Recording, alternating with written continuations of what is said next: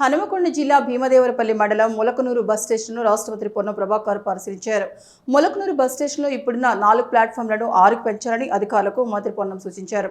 Bus station బయట road వైపు commercial shopping complex సెంటర్లు ఏర్పాటు చేయాలని, అంతేకాదు బస్ స్టేషన్కి పెయింట్ వేయడంతో పాటు బయట గార్డెన్స్ ఏర్పాటు చేసి లోపల మౌలిక సదుపాయాలు ఏర్పాటు చేయాలని అధికారులను ఆదేశించారు. మంత్రి వెంట ఈడీఈ వెంకన్న, ఆర్టీసీ ఆర్ఎండిఎంలు, ఇతర అధికారులు, సిబ్బంది, పలువురు నాయకులున్నారు.